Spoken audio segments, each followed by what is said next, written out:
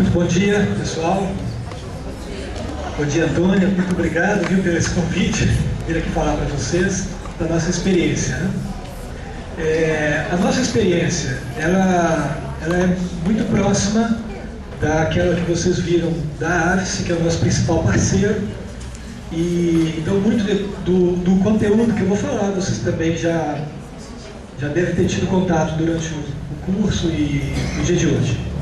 Acho que vai ficar embaixo também. Estou gostando dessa ideia.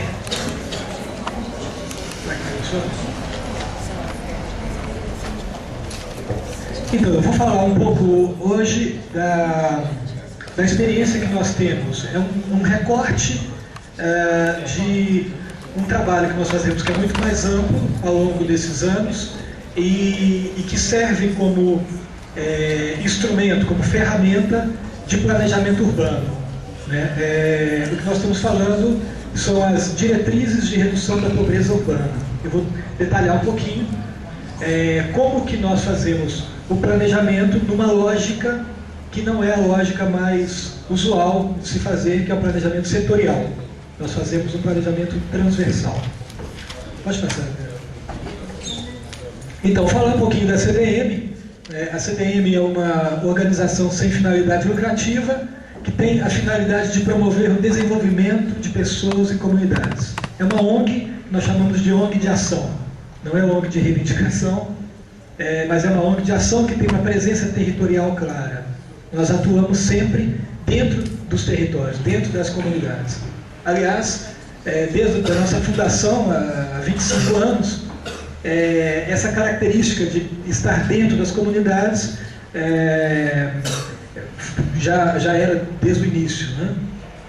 Nós nascemos a partir da presença da AVSE no Brasil, isso nós estamos falando da década de 80, que aqueles primeiros voluntários da AVSE, na época chamavam voluntários, eles entraram dentro das favelas, em Belo Horizonte, em particular na favela 1º de Maio, e ali começaram a se relacionar com as pessoas. Naquela época, nós não tínhamos planejamento de nada, era simplesmente uma reação a partir do encontro com as pessoas. E aí, aquele começo era tudo muito precário, não tinha recursos, mas já tinha na sua origem aquilo que nós carregamos como o elemento mais caro nosso, que é uma paixão pelo homem, desejo de se aproximar das pessoas, de poder compartilhar com elas as vidas, as nossas e as vidas deles, né? E então, ao longo desses 25 anos, nós aprendemos a desenvolver projetos, a trabalhar com a lógica, que é a lógica do mundo. Então, nós hoje desenvolvemos projetos de intervenções urbanas, que é o caso que nós vamos apresentar aqui hoje, mas fazemos também projetos de responsabilidade social e empresarial. Em particular, aqui na região de Belo Horizonte, nós temos um projeto grande, que é o projeto Árvore da Vida, que é desenvolvido junto da AVSE, cujo investimento principal é o da Fiat Automóveis. Temos aqui no município de Contagem, em parte de Belo Horizonte, de um projeto chamado Comunidade Viva também, que é um projeto de responsabilidade social da VIM do Brasil. São dois grandes projetos de responsabilidade social aqui nessa região.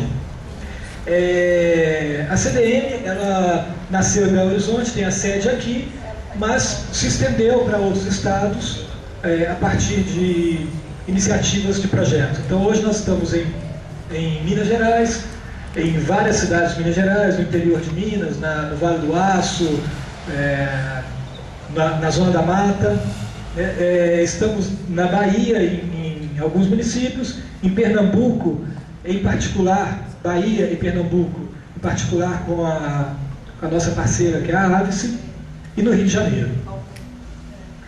Bom, para contextualizar um pouquinho aquilo que eu vou dizer, não é nenhuma novidade para vocês, mas alguns flashes históricos de como que se desenvolveu essa temática das favelas, né? Isso na década de 80, sobretudo na segunda metade da década de 80, houve uma grande movimentação em algumas capitais brasileiras que desencadeou um processo do reconhecimento das favelas como parte da cidade, né?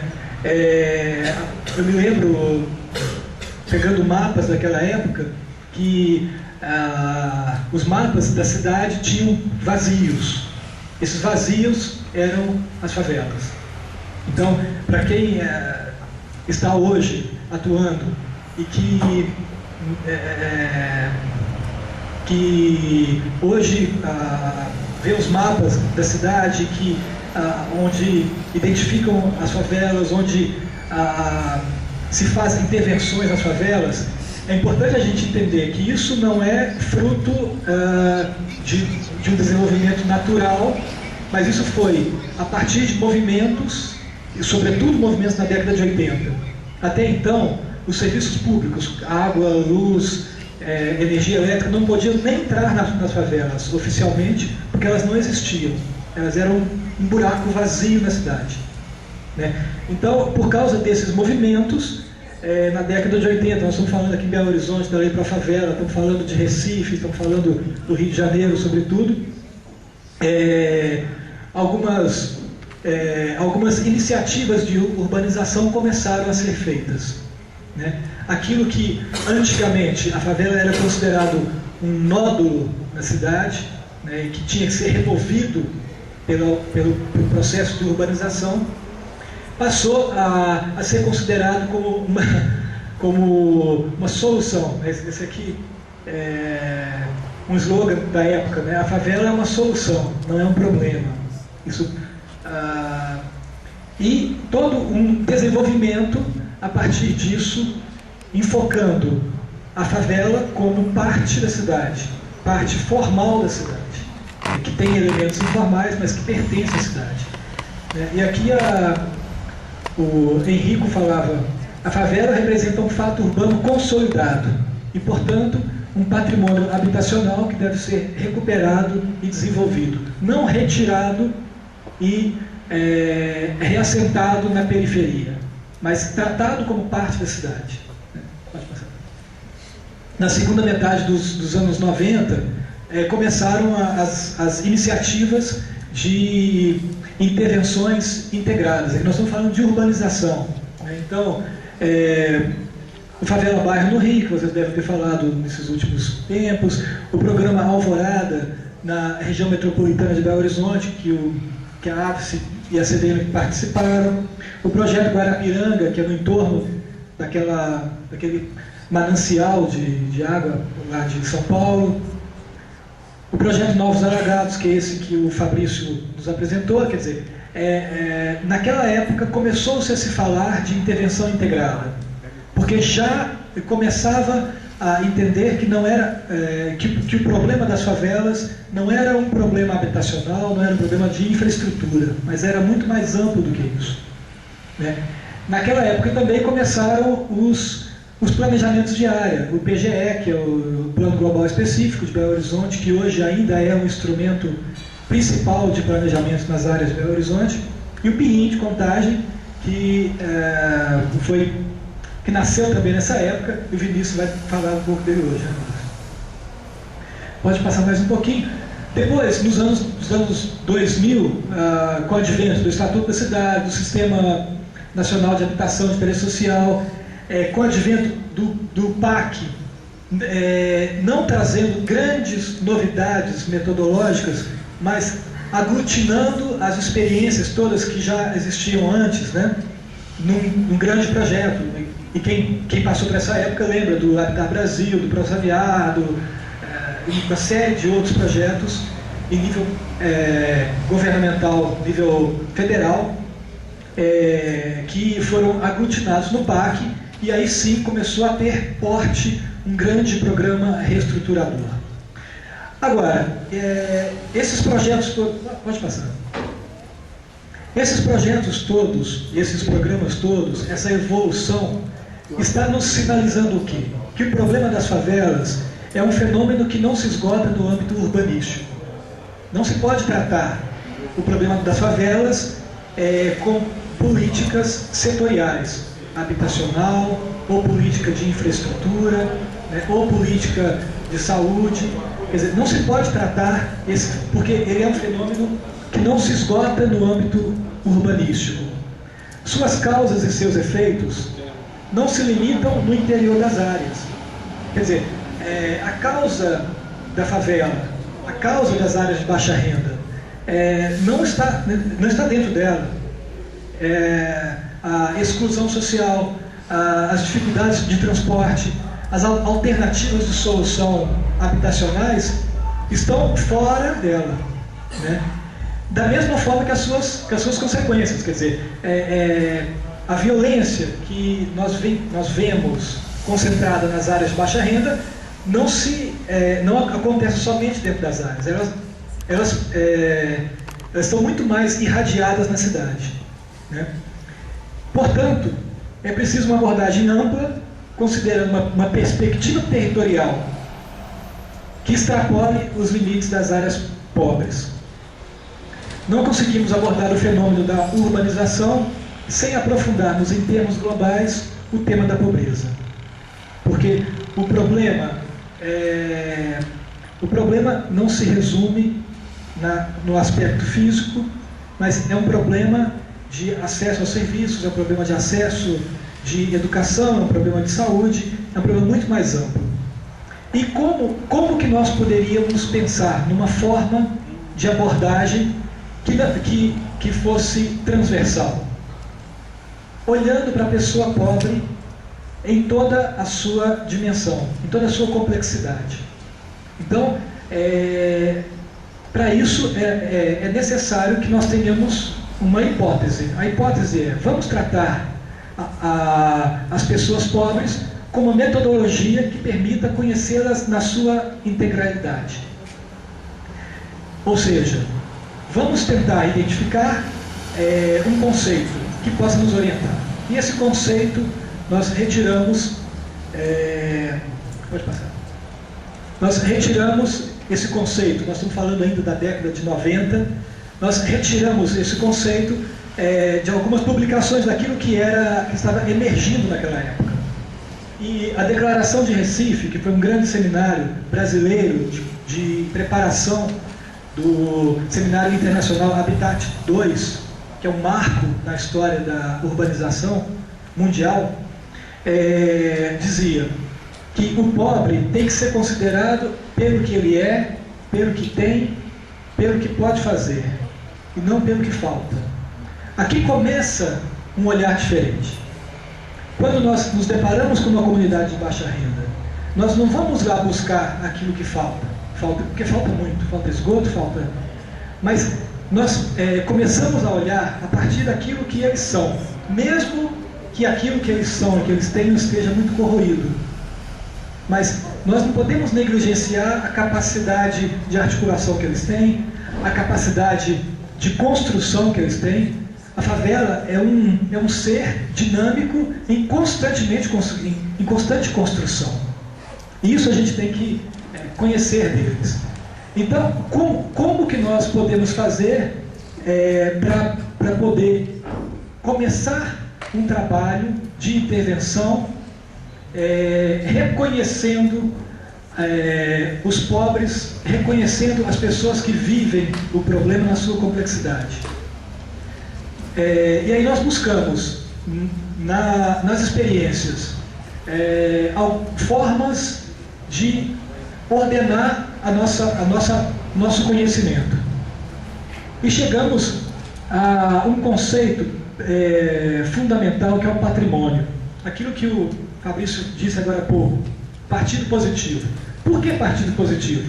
Porque imagina que eu vivo lá na minha casa e alguém bate na porta e fala: eu sou do poder público, eu quero comunicar a vocês que a partir de agora vocês vão sair daqui, da sua casa, da sua história, dos seus vínculos, e vou te colocar num outro lugar diferente.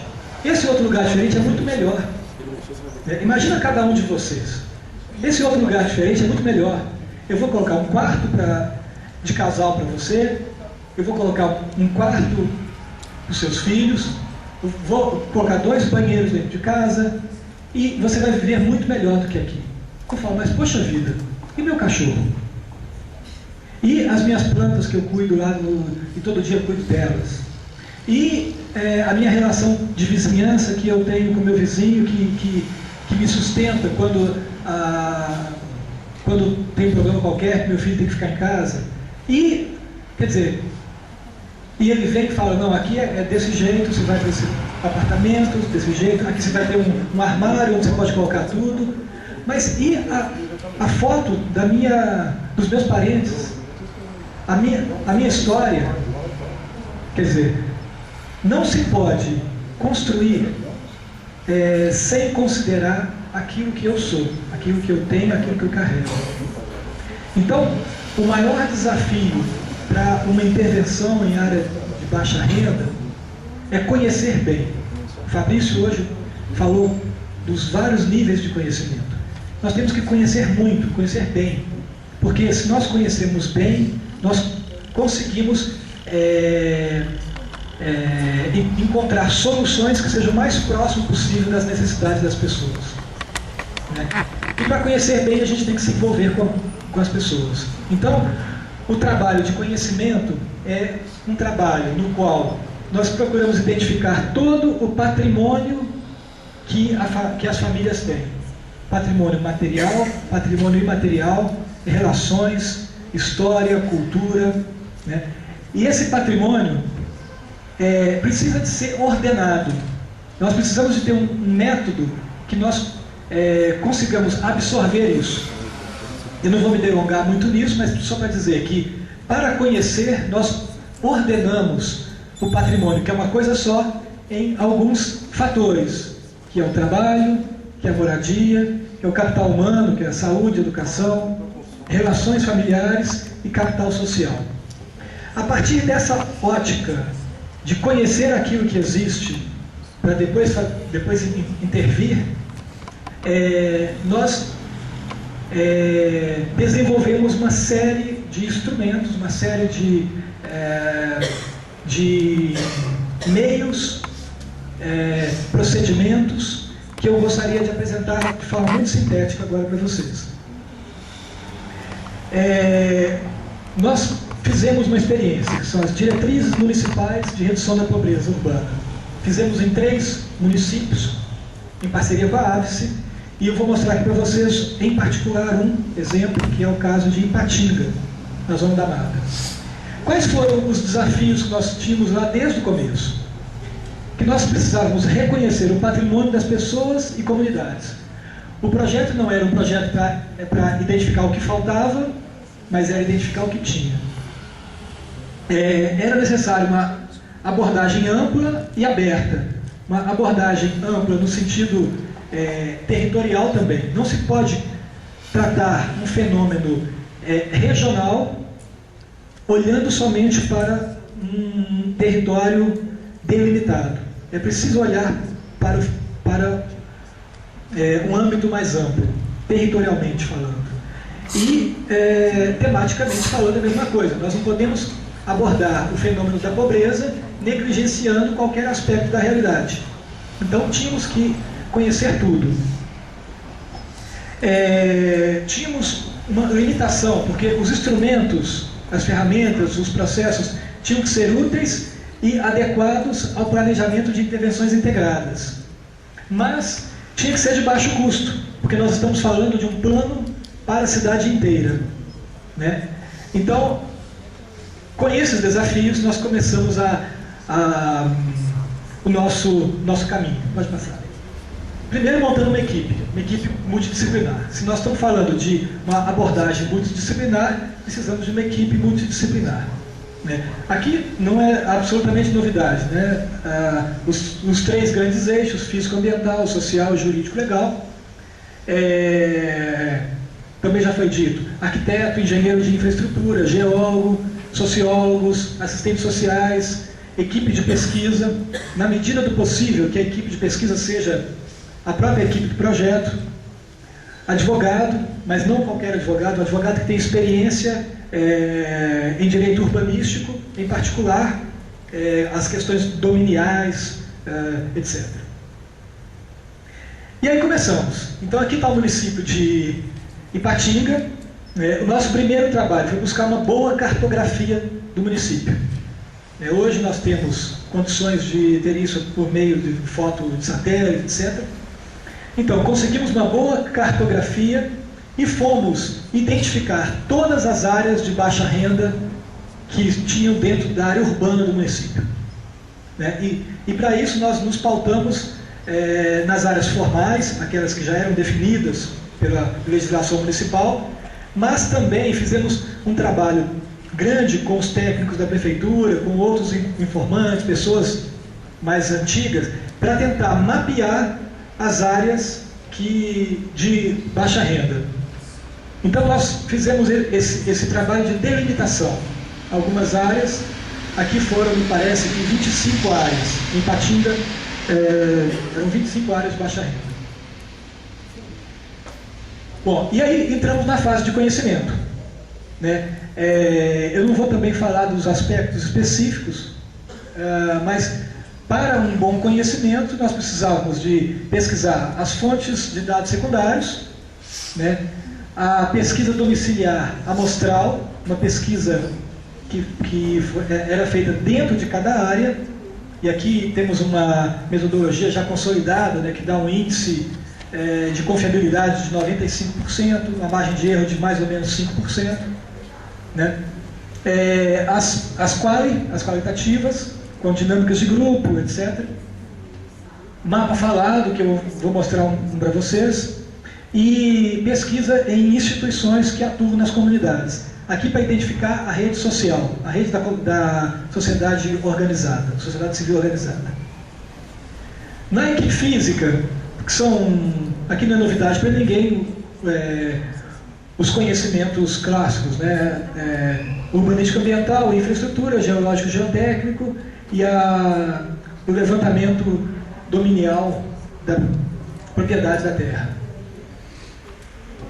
Aqui só para ilustrar um mapa falado, que é um instrumento de conhecimento muito interessante, que mostra que é uma dinâmica que é feita com a comunidade, na qual a própria comunidade se diz quem ela é. São eles que dizem os problemas, dizem como que aconteceu a ocupação, qual foi o histórico, as lutas, os equipamentos, as áreas. Então aqui, as áreas de deposição de lixo, deposição de animais mortos. Então a gente, no primeiro contato com a comunidade, o primeiro contato, como o Fabrício dizia antes, o primeiro contato já é intervenção. No primeiro contato nós organizamos no mapa a percepção que eles têm de si, com tudo aquilo que eles carregam.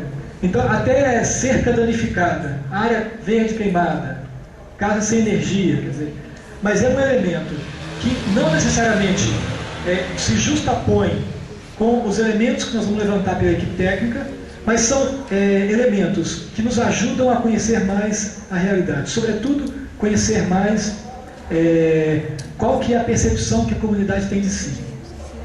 Pode fazer. E aí nós fizemos, a partir disso, todo o diagnóstico, que é uma leitura dos dados a partir do patrimônio, que vai identificando cada problema e suas causas, os grupos vulneráveis, porque aqui nós não estamos falando de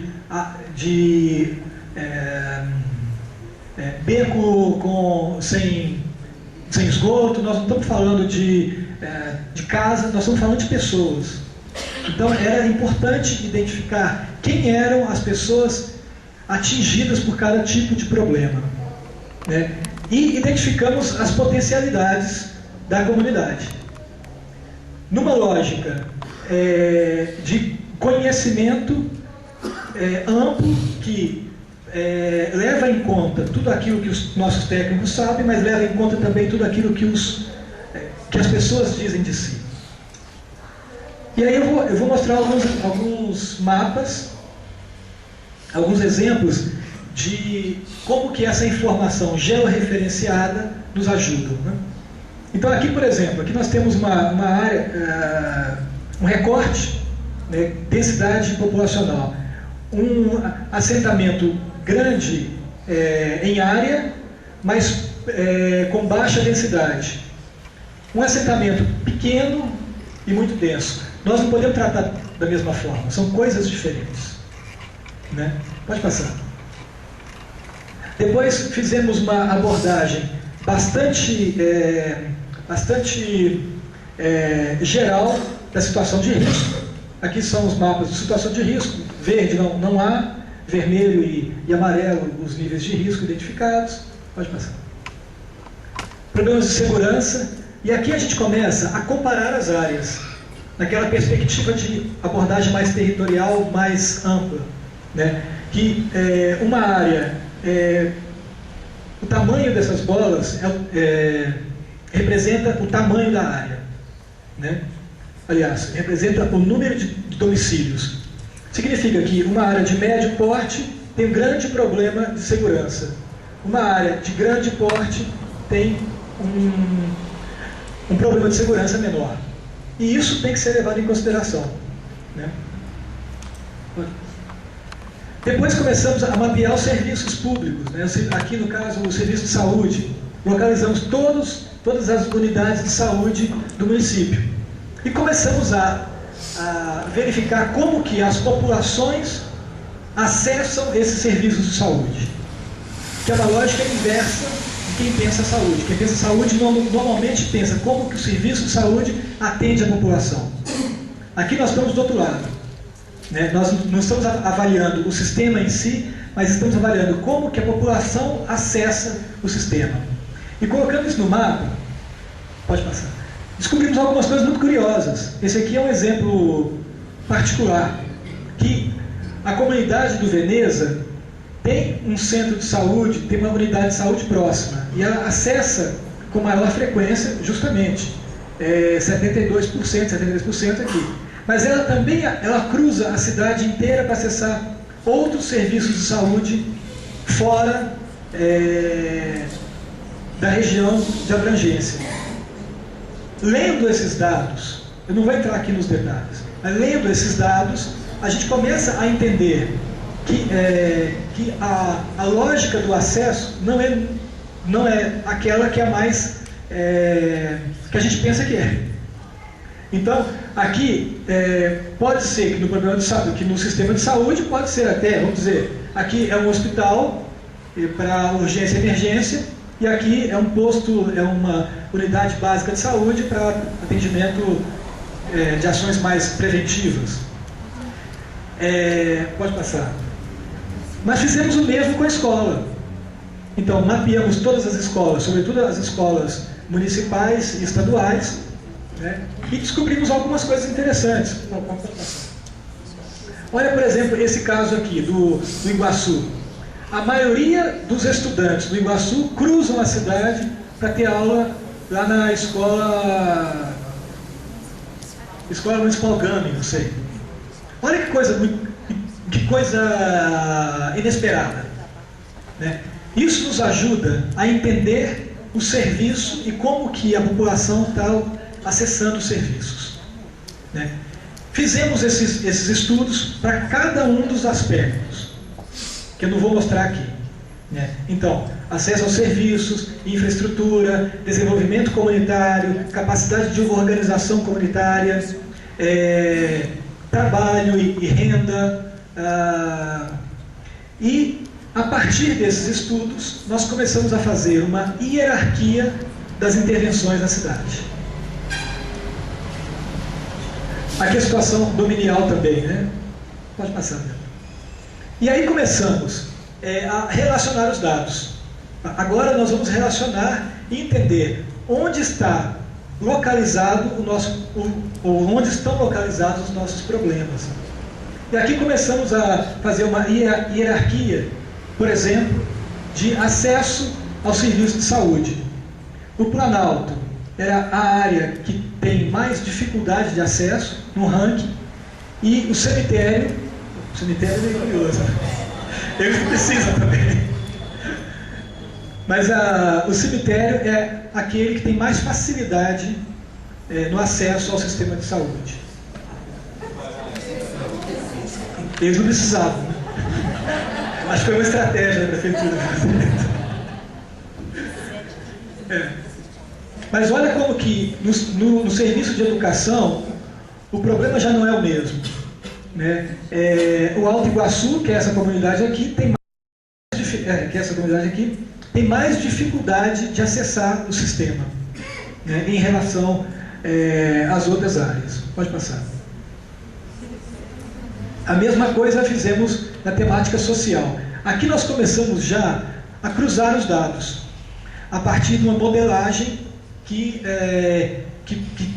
nasceu de avaliações de projetos anteriores. Nós cruzamos os dados da renda per capita com a situação ocupacional e descobrimos que, de todos os assentamentos, os problemas maiores estão relacionados a essa comunidade aqui de Varginha, provavelmente aqui, ó, né? Então, nós começamos a relacionar os problemas e ter uma visão na cidade inteira de onde eles incidem, de que forma eles incidem. Aqui já é um mapa que cruzou uma série de dados, físico-ambiental. Nós estamos falando de água, esgoto, luz e risco físico-ambiental. Cruzando esses dados, nós descobrimos que a priorização de intervenções, quer dizer, que os problemas já se conformam de uma forma completamente diferente daqueles problemas sociais que nós tínhamos identificados antes. Por exemplo, aqui nós temos a área Esperança, que é essa aqui, a pior situação. E a área do Planalto, a melhor situação. E já era esperado algo desse tipo, porque o Planalto é um reassentamento. Então, do ponto de vista de infraestrutura, é bem estruturado. Aqui fizemos a mesma coisa, com o serviço de saúde, educação, coleta de lixo, né? E aí, o cemitério não é mais a melhor situação. Dessas várias pequenas sínteses, nós fizemos uma grande síntese. A grande síntese relacionando todos os aspectos do conhecimento que nós levantamos lá na comunidade. E chegamos a essa conclusão, que o Esperança, de fato, é a área que, considerando todos os aspectos, é a área mais vulnerável, e o Monte Sinai é a área menos vulnerável. Por que esse estudo foi feito e por que ele foi útil? Na época, era necessário. O programa Habitat Brasil exigia, fazia duas exigências. Uma exigência é que, para acessar os recursos, que o município tivesse uma ação de desenvolvimento institucional. Então nós fizemos essa ação junto da prefeitura, capacitando os técnicos, capacitando os gestores, para que eles pudessem desenvolver planos de intervenção urbanística e social. E a outra exigência era que a primeira tarefa de casa, o primeiro dever de casa que a prefeitura tinha que fazer é uma hierarquização para dizer onde intervir, onde é prioritário intervir. Então, nós fizemos essa hierarquização. A área prioritária foi a Vila Esperança, e lá eles conseguiram recursos para intervenção. Ao longo do tempo, o município foi investindo nessa ordem. Esse instrumento passou a ser utilizado como forma de orientação de todas as intervenções a partir daquele momento. Então, foi-se feita uma intervenção no Esperança e depois, paulatinamente, cada um das outras áreas iam recebendo intervenções. Bom, eu não queria colocar muito conteúdo. Queria mostrar para vocês como que é possível pensar a cidade a partir de uma lógica diferente. Aliás, de uma lógica que une a pobreza, vamos dizer assim, os pobres são um elemento complexo, mas que permite que todas as intervenções possam ser ordenadas e articuladas para o desenvolvimento das comunidades. Nós damos aquele salto, que também foi falado na manhã de hoje, de projetos de urbanização e de infraestrutura para projetos de desenvolvimento de pessoas. Nós estamos falando de coisas diferentes.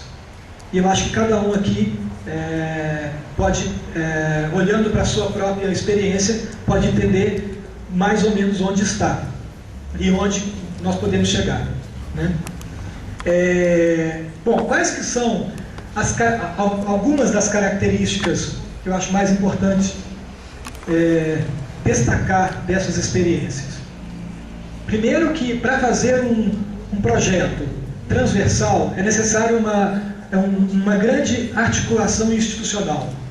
Quer dizer, o programa ele não pode estar restrito a uma secretaria específica, mas ele pode estar dentro de uma secretaria específica, dialogando com as outras secretarias municipais. Aqui eu estou falando no interno do município. Essa lógica é a mesma quando a gente extrapola. Agora há pouco estava falando com o pessoal do Estado, nós estávamos dizendo que é necessário que a ação seja pensada em articulação. Também articulação municipal, estadual, federal, articulação com as iniciativas da sociedade civil, articulação com empresas, né? Então, esse nível de articulação é fundamental. Um outro grande desafio, e que é um condicionante, é que as decisões de intervenção passam a ser fundamentadas nos estudos técnicos, ao invés daquele modelo mais tradicional, que é de pressão política. Aqui a gente tem uma fundamentação técnica. Por quê? Quando a gente for pensar no desenvolvimento de longo prazo, a fundamentação técnica é fundamental, né? Porque a gente tem que saber onde começar, como desenvolver e para onde nós estamos nos dirigindo. Um outro elemento fundamental é que, nesse sentido, eu cumprimento a Prefeitura aqui de Contagem, a AVES, a nossa parceira, que está fazendo esse curso, porque a capacitação e a transferência metodológica para os técnicos é um elemento fundamental. Não se pode fazer um projeto que um ator o desenvolve todo, independentemente do poder público, independentemente dos técnicos locais. Então aqui nós estamos vendo isso em ato.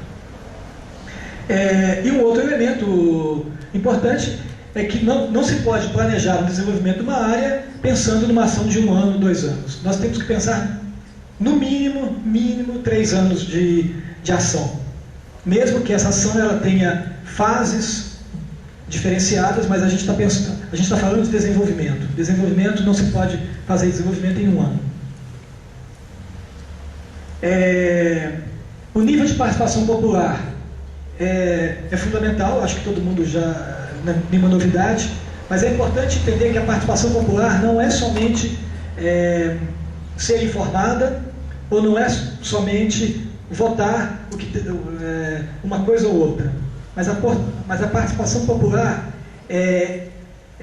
tende ao protagonismo das próprias pessoas. Aqui nós estamos falando de uma coisa que ainda está longe da gente chegar, né? Nós estamos falando que o ator do desenvolvimento é a própria pessoa. O ator do desenvolvimento não é o projeto de intervenção. O envolvimento dos 3 setores, governo, sociedade civil e empresas, sobretudo porque nós precisamos que esse processo seja continuado, né? Nós estamos falando de sustentabilidade. E aquilo que o Fabrício, nessa manhã, insistiu muito, que é o diálogo com políticas públicas, né, e outros mecanismos de planejamento urbano.